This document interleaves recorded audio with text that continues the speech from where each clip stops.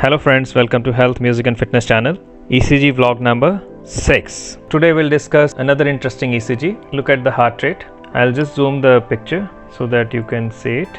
Okay, so first you look at the calibration. The calibration looks okay, it's perfectly fine. Then you calculate the heart rate. Heart rate I had told you it is 300 divided by number of big squares between two RR intervals, or 1500 divided by number of small squares. We'll zoom this picture a bit, and now it's looking very nice. So you calculate the number of small squares first.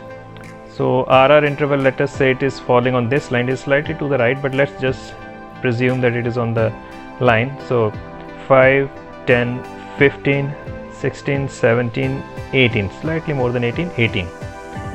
Now we'll divide 1500 by 18. You can use the calculator. So we'll go to the calculator.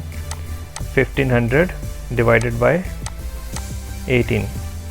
So the heart rate is around 83.3 beats per minute. Now the next step is you have to calculate the rhythm. You have to see the rhythm, whether the impulse is starting from the SA node or from some other area in the heart, from the atrium or the AV node or from the ventricles. And out here, if you see, there's a very nicely formed P wave. It is present in all the complexes, and the P wave is followed by a QRS complex and a T wave. So it's a normal sinus rhythm. It's regular, it's not irregular. Had it been atrial fibrillation, it would have been irregularly irregular. So it's a normal sinus rhythm with a heart rate of 83 beats per minute. Now we come to the axis, and we'll calculate the axis. So for that you look in lead 1. It is predominantly positive. There is a very small S wave but a good amplitude R wave in lead 1.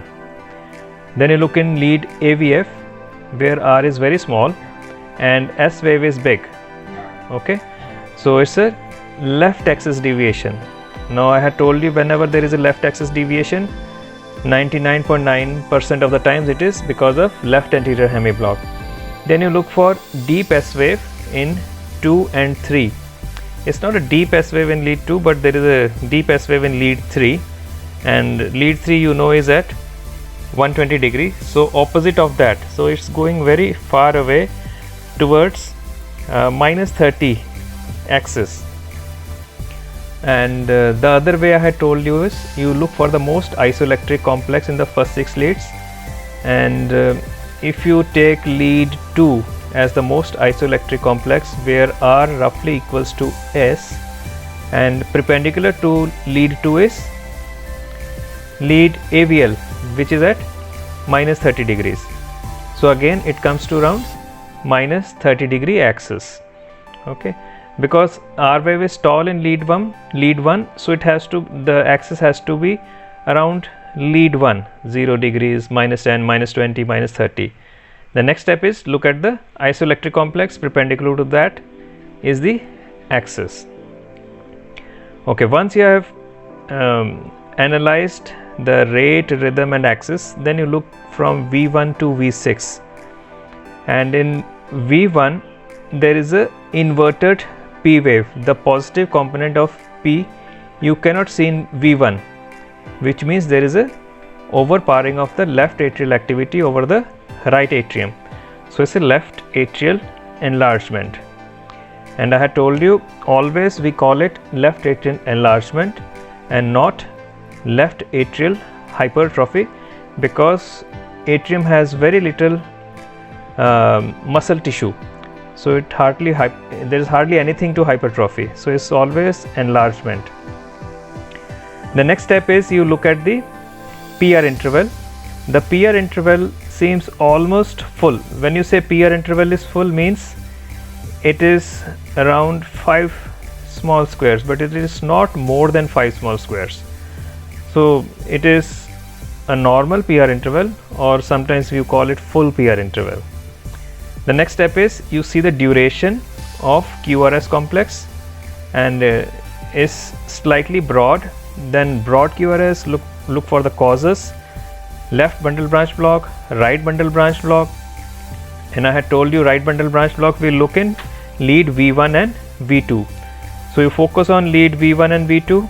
There is a RS pattern with concavity upwards ST depression and a inverted T. So these are the criteria for a complete right bundle branch block.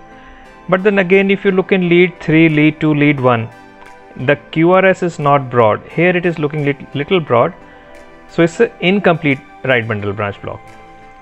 And first R wave is because of depolarization of the left interventricular septum, and the next R dash wave, which is the next positive wave, that is because of depolarization of the right ventricle. Then you see the progression of the R waves. Whenever there is a block, it becomes difficult to comment on the progression of the R wave, and transition period becomes difficult to analyze. And look for any ST depression, T wave inversion, prolongation of the QT interval, which is not there. Everything looks fine. There is no ST sagging and there are no Q waves. So to conclude, this ECG shows bifascicular block with left atrial enlargement. There is a left anterior hemiblock, there is an incomplete right bundle branch block, and there is a left atrial enlargement. Thank you.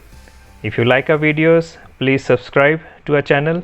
Tell your friends also to subscribe, and hit the like button, share our videos and comment on the videos, and spread the word around. Thank you.